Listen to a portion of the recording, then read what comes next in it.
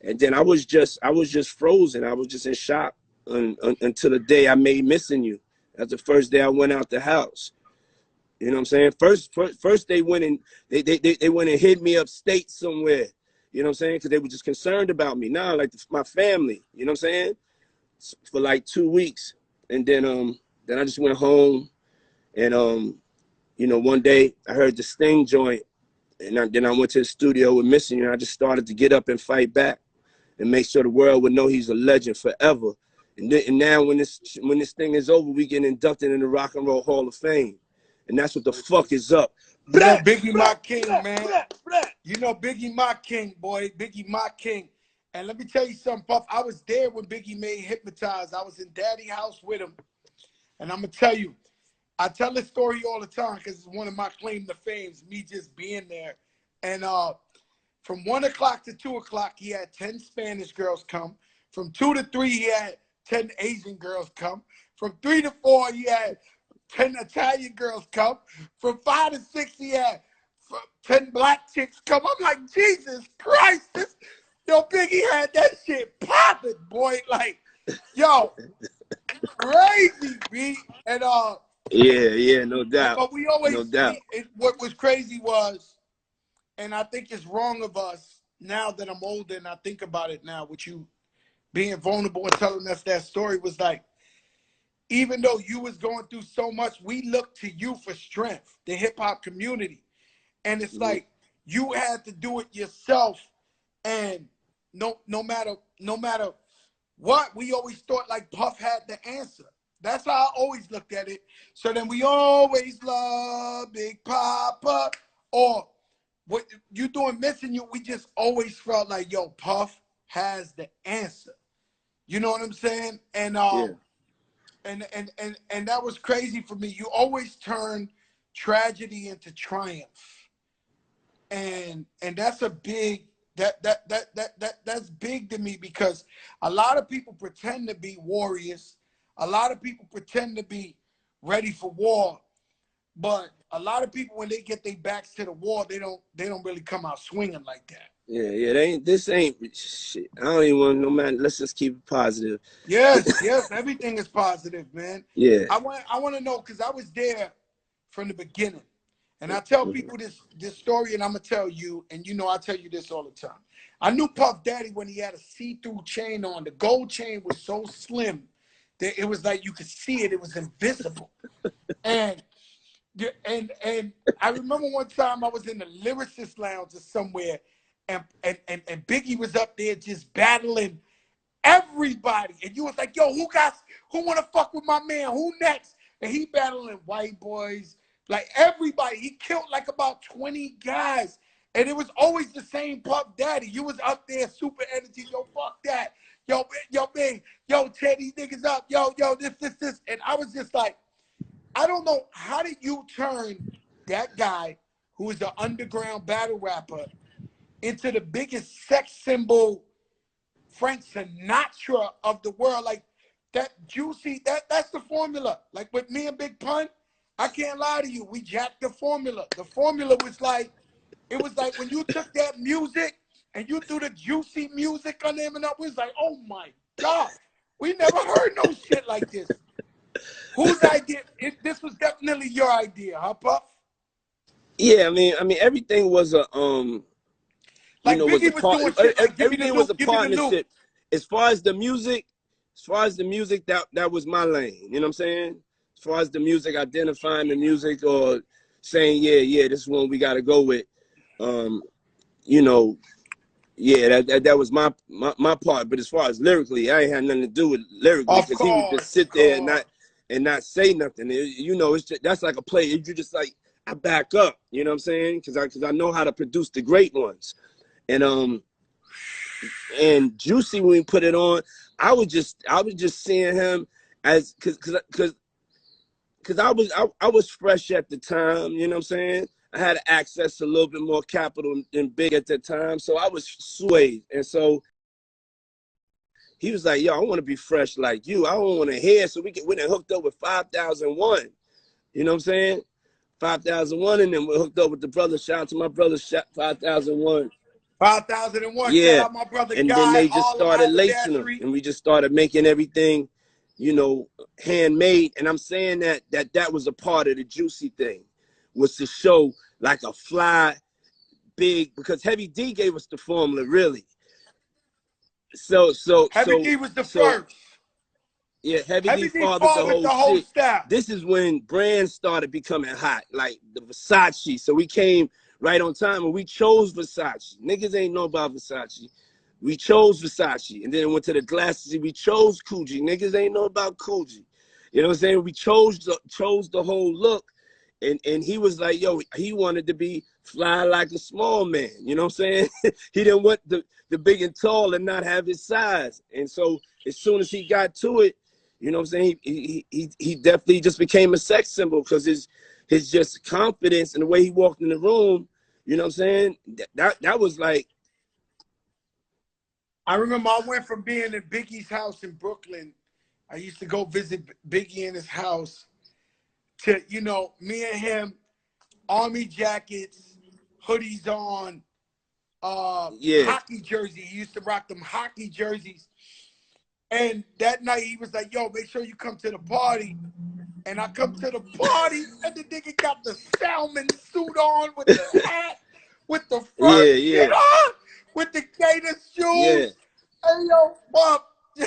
I'm like, what the fuck? I just left him in Brooklyn on some regular thugged out shit. I go to the party, you're on stage, and that's the famous party. It was at the Palladium when it's a famous picture. It was one of the joints at the Palladium. The Ed Love is in the picture. Yeah, that's the platinum Everybody's party. in the picture. I was at his house earlier, and the next thing I knew, he had the shit on. And I tell people a story, right? You know how you say, you know, people don't change. Sometimes the perception of people change, and we be guilty of that. So Biggie went on a run. That was when he was number 1, 2, and 3, and I ain't seen him for a while. And then I went to a vibe party, and it was like about I dropped my second album that week, and it was about 1,000 people around a truck. And I seen Biggie over there talking to the people. It was all around the truck. And I said, oh shit, look at Big, man. That nigga probably changed. This is a real story. I looked at him, I said, yo, the nigga probably changed. I said, I'm not going to look crazy and go up to him. He saw me over the 1,000 people. Yo, Crack, come here. Yo, Crack, come. Man, this man never changed.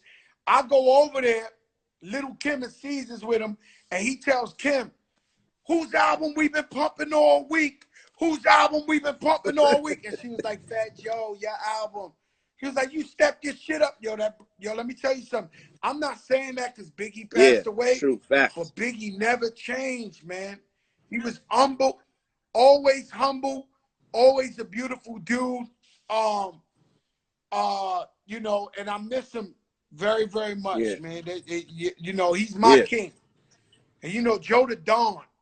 You know what I'm saying? Yeah, you ain't giving it up to nobody like me. that. You know what I mean? Nobody, dead, alive, anything. I ain't giving it up to nobody. Not like that. Yeah.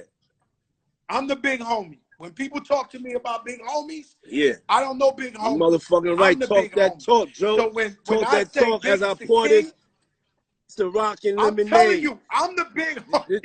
This talk, whatever talk yo, I'm about listen to to talk, me, Ciroc, lemonade, coconut, Ciroc, everything. Call Diddy. Cause I got some talk for you, yo, Joe. Also, That's everybody knows and I that you the most consistent, realist, just exactly the same. I was watching an interview with you on Yo MTV Raps, and if you recorded just the way you were talking, and you recorded you now, you wouldn't be able to know the difference in the years. You know what I'm saying? Is you like a, you know what I'm saying, how they describe, you know, just something that can get better. People believe, for some reason, people actually believe as you get older, you start to lose your shit. You know what I'm saying? Now, if you tapped into a certain frequency, you just keep getting better and better and better. You just can't fall off on your craft. And it's like the way you talked and the way you always kept it real, the honesty, you know what I'm saying? He respected you, we respect you. And that's why, you know, that's why I'm here today. And that's why I feel comfortable, you know what I'm saying, sharing conversation with you. You the Puerto Rican Oprah, you know what I'm saying? We're gonna get this motherfucking money, Joe. Check this out. Let them know this how it's done. Yo, everybody, I know how to find talent. You know what I'm saying? I'm a talent finder. I know how to find the superstars, the legends. Fat Joe's a fucking legend. We're gonna turn him into the motherfucking hip-hop Puerto Rican unfiltered Oprah. You understand? Watch what the fuck I'm saying. Jopra. They calling me Jopra in the comments. Joe may make me cry.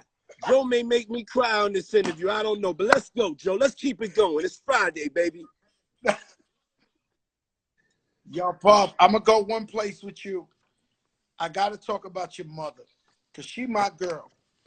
And through thick and thin, I don't give a fuck if the whole entire world is against you. This woman is by your side.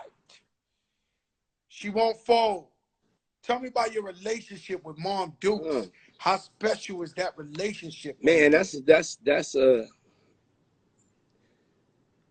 you know, my father was killed when I was just about to turn 3. You know what I'm saying? He was doing this thing up in Harlem, getting the money away, you know, during the whole heroin wave. And you know, then my mother, like, you know, became a single mother at 3 and didn't have no income, was spoiled. You know what I'm saying? Was Pop spoiling her, you know, making sure she's straight. Now she got to go and then work 4 jobs. And I'm seeing her work 4 jobs. I'm seeing her do sleep 3 hours a day for like years. You know what I'm saying? She drove a school bus. She was a caretaker at cerebral palsy. She was a kindergarten teacher. She worked in a clothing store. So, man, like that hustle that I saw, she gave birth to me. And I just love her so much. And it's a like I couldn't be where I was at, you know what I'm saying, if I didn't have her. That relationship is important, you know what I'm saying? Because I didn't really have nobody else, you know what I'm saying? But I had my mother and I had my grandmother. She's the go-to. And I'm gonna tell you something, Puff. And I love all your leading ladies. And man, you done had some incredible ones. But when I went to Kim's funeral, rest in peace, and I just heard who her grandfather was, who her father was, where she came from, what she was raised around. She was an angel on earth, my brother. It was just an angel. I'm just sitting there mesmerized, listening to this. I was like, my God, like this guy really had an angel on earth. Like, yeah, I mean, no, you want to talk about Kim? We're going to talk about Kim forever. Matter of fact, I'm going to take you on a little walk, show you